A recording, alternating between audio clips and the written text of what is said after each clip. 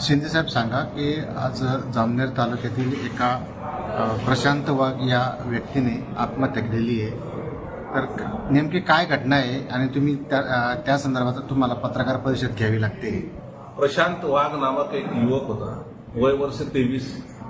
तो आरएसएसचा खूप चांगला कार्यकर्ता होता आणि मोलमजुरी करून त्याचं कुटुंब आणि ते मोलमजुरी करून आपलं जीवन आपलं कुटुंब चालवायचे।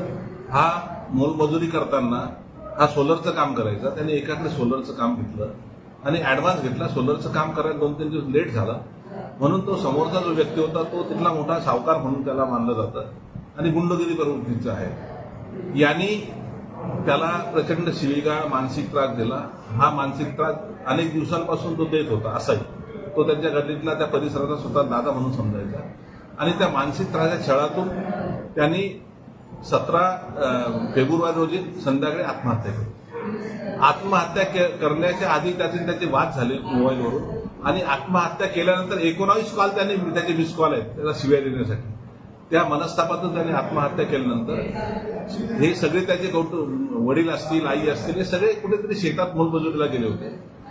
त्यानंतर त्याला शेजाऱ्यांनी ते लक्षात आल्यानंतर शेजाऱ्यांनी पोलीस स्टेशनला फोन केला आणि पोलीस स्टेशनवाल्यांनी सांगितले की तुम्ही त्या प्रेताचे फोटो काढून घ्या ज्यांनी जी फाशी घेतली आहे आणि प्रेत उतरवून अँब्युलन्समध्ये टाकून हॉस्पिटलला पाठवून द्या, तिथेच आपण पंचनामा करू। आणि ही असे म्हणजे वास्तविक स्पॉट पंचनामा होणं अशा गंभीर घटनेत आवश्यक होतं, ते पोलिसांनी केलं नाही। त्यानंतर या कुटुंबाने ज्याच्या मनस्तापामुळं, त्रासामुळं, छळामुळं प्रशांत यांनी आत्महत्या केली त्या अजय पोळ नामक व्यक्तीविरुद्ध गुन्हा दाखल करण्यासाठी गेले। पोलिसांनी 13 दिवस गुन्हा दाखल केला नाही। दररोज येऊन सांगितलं की तुम्ही आपसात मिटवून घ्या, काही देणं घेणं असेल तर संपून टाका, कशाला वाद वाढवता। अशा पद्धतीनं आत्महत्येसारख्या प्रकरणामध्ये जर पोलीस वागत असतील तर न्याय कोणाकडे मागावा हा मोठा प्रश्न आहे आणि 13-14 दिवसानंतर त्यावर गुन्हा दाखल झाला। त्यामुळे आमची मागणी आहे याची सखोल चौकशी झाली। यामध्ये या प्रकरणामध्ये पोलिसांचा हलगर्जीपणा आहे असं तुम्हाला म्हणायचं आहे? 100% हलगर्जीपणाच नाही, पोलिसांनी आरोपीला पाठीशी घालण्यासाठी हे सगळं केलेलं आहे असं आमचं म्हणणं आहे।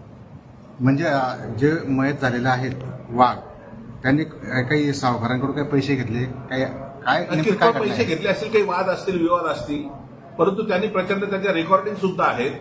13 दिवसापर्यंत हे कुटुंब दररोज त्या पोलीस अधिकाऱ्याला सांगायचं, तिथे कासार नावाचे पोलीस अधिकारी आहेत, त्यांना सांगायचे की तुम्ही हे रेकॉर्डिंग पहा, त्याचा मोबाईल तपासा, याच्यामुळे यांनी आत्महत्या केली। ते म्हणजे थांबा, उद्या गुन्हा दाखल करतो, परवा गुन्हा दाखल करतो। आत्महत्यासारख्या गंभीर प्रकरणामध्ये तातडीनं गुन्हा दाखल केला पाहिजे। महाराष्ट्राची पोलिसांची प्रतिमा इतकी चांगली आहे की ऑस्करपेक्षाही चांगलं पोलीस दल महाराष्ट्राचं मानलं जातं आणि या पोलीस दलामध्ये अशा पद्धतीने गुन्हेगाराला पाठीशी घालून जर त्याला सपोर्ट केला जात असेल आणि आत्महत्येसारख्या गंभीर घटनाकडे दुर्लक्ष केलं जात असेल तर ही मानवतेला कलंकित करणारी घटना आहे। बरं, यामध्ये तुमच्या आता शेवटची काय मागणी आहे? नाही, आमची मागणी आहे की आरोपीला तातडीनं अटक करा। 13 दिवस उशिरा गुन्हा दाखल का झाला याची चौकशी झाली पाहिजे। त्यानंतर स्पॉट पंचनामा का झाला नाही, जागेवर येऊन पोलिसांनी पंचनामा का केला नाही याची सुद्धा चौकशी होणं गरजेचं आहे। आपलं नाव आणि संघटना? माझं नाव अशोक शिंदे, मी छत्रपती शिवाजी ब्रिगेडचा संस्थापक अध्यक्ष आहे महाराष्ट्राचा। युवराज सर, काय सांगाल तुमच्या भाषाने कर्जबाजारीला कंटाळून किंवा सावकाराला कंटाळून आत्महत्या केलेली आहे, काय नेमकं प्रकार आहे हा? प्रकार म्हणजे साहेब हा असा प्रकार झालेला आहे की त्याला वारंवार टॉर्चर करणं, म्हणजे माझ्या भाषाने त्याचं काम घेत होतं सोलरचा, त्याचे काम 1-2 दिवस मागे पुढे झाला, त्यामुळे तो टॉर्चर करू माझे पैसे आणून दे, माझं व्याज ऐकून फाशी घेऊन येते, माझं एवढं मोठं व्याज लावतो असं तसं, आणि परत माझा भाषा वाढल्यानंतर सुसाईड झाल्यानंतर बी फाशी घेतल्यानंतर त्याचे फोन चालूच होता सुसाईड झाल्यानंतर, आणि त्याच्यानंतर सुसाईड झाल्यानंतर 20-25 मिस कॉल आलेले आहे त्याचे।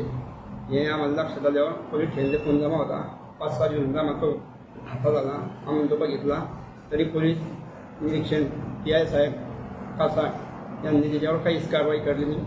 आम्ही पोलीस स्टेशनला 12-13 दिवस फिरलो पोलिसांच्या मागे, तरी कासार साहेबांना एवढं उत्तर दे की बाबा आपण बाहेरच्या बाहेर टोलफानी करून टाका।